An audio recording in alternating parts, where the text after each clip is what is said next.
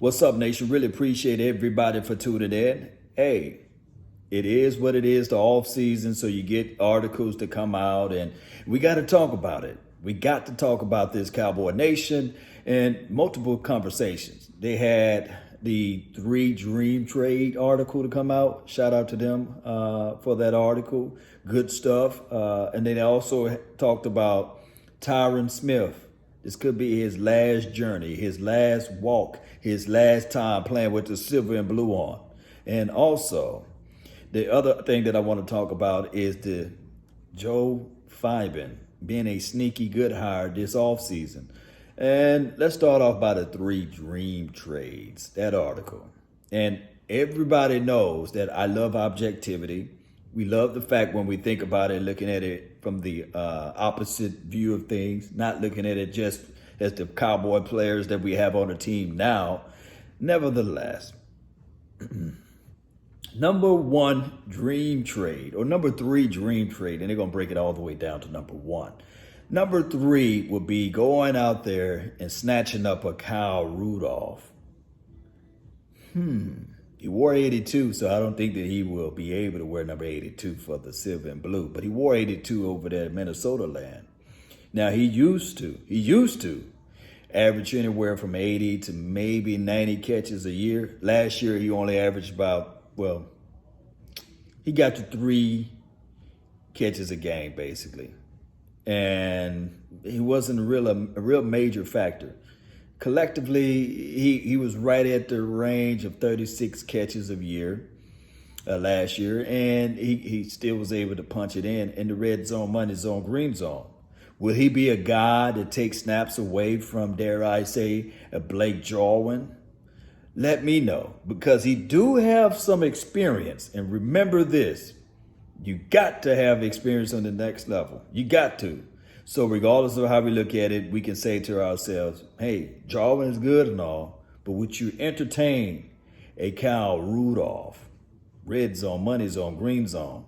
Now, although we got Coach Edwards on our team, as it relates to the defensive side of the ball, I think that he would know a lot about Kyle Rudolph, because when you line him up and lace him up during practices and these sorts of things, he's going up against him.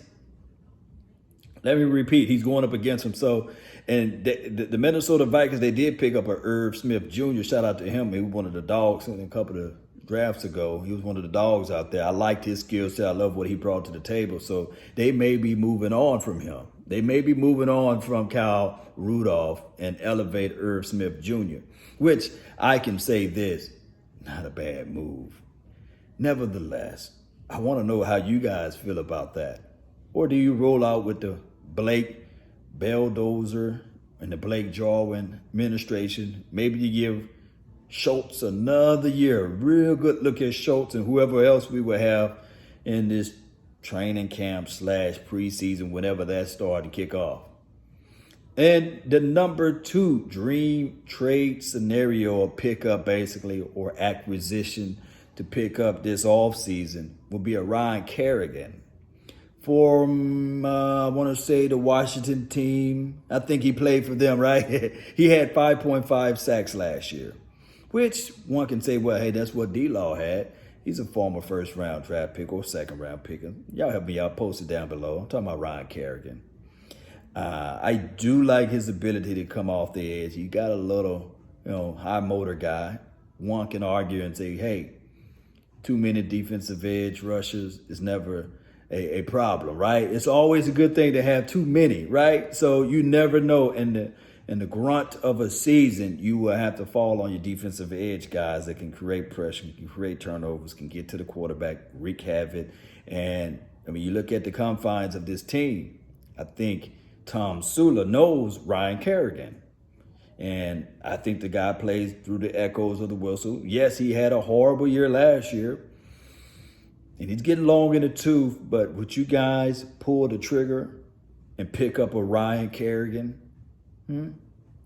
Or we good testing out what we got, team toxic, or we good with the boys we got. Shout out to D-Law and all of those boys, Dorrance Armstrong, Jalen Jelks, Joe Jackson, Hey, we got some guys, Bradley and I, the Annihilator, So let me know, do you guys really want to turn over every stone? Do you guys really want to look at this thing and say, okay, Kerrigan, come on over here. Ryan, let's get this thing going.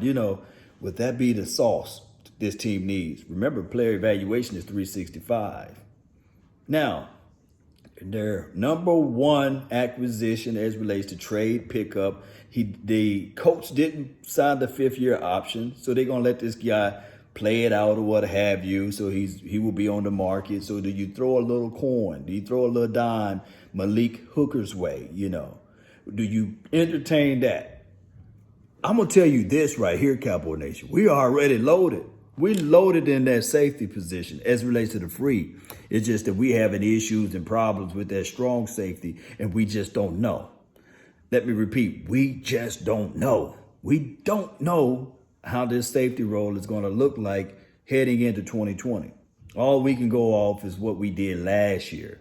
But I'm with the belief, if you got talent, if you have room, if you have leverage, if you have a way, if you can find a way to get a guy that can make something happen, then hey, you pull that trigger. You say, okay, come on in. It's a cup of coffee. We'll get rid of this particular draft pick, a 4th round draft pick or a 5th or something like that. And, I would do it. Let me know if you guys would do it. Or Malik is not all of that. He's not that guy that you really want to say, okay, I trust him, because he really didn't do a lot over there in Colts land. Let that sink into your mental. So those were their 3 dream trade scenarios or dream pickup or acquisition for the nation pickup during the offseason.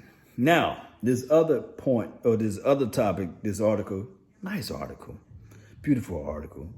It says this may be the last year for Tyron Smith. My thing is, Tyron, we love him. The guy is so big, man, huge. It looks like when he plays well on the edge there, teams and the officials don't know how to counter that. They say, well, hey, he's holding. He's just that big. Where else will he get grabbed when he grab you or when he move you out of the way? Now, one can argue that, hey, these are the facts of life. He will not play 16 weeks. Let me repeat, he will not play 16 weeks. He will not. That's just the reality of it, because, the guy get injured and he's been one of those guys when he's healthy, there's second to none out there. He's a mauler, he's finesse, he's good. When he get his hands on you, it's over with. It's all of those things.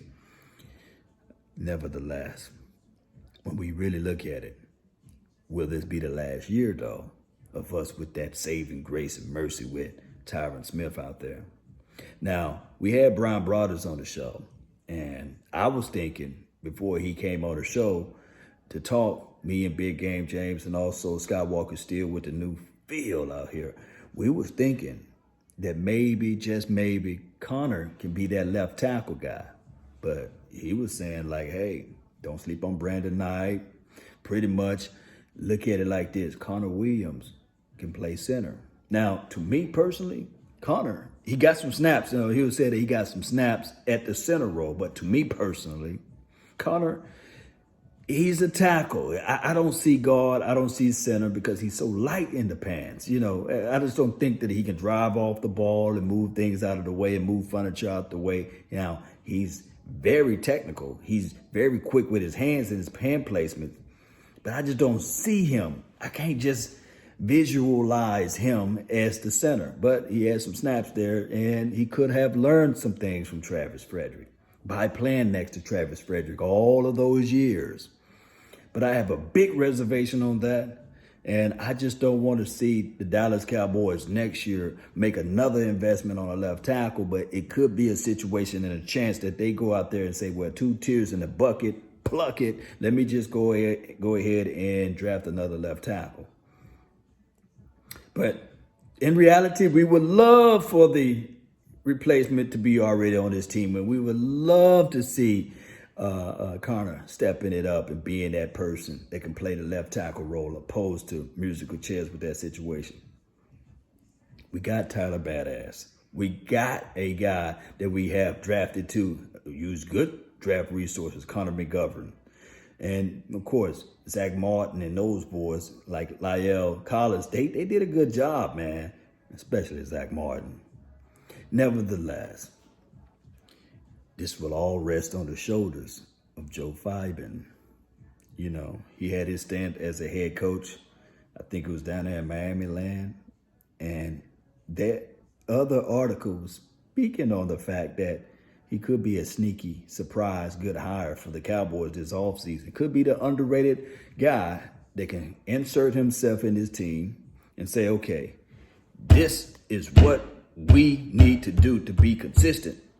With this offensive line, we just didn't have the consistent level. That's why I was kind of upset when they let Mark Colombo go. We wanted to keep him at least here because we saw the transitions. We saw the growth aspect of it. We saw the team play a little bit better as it relates to that front.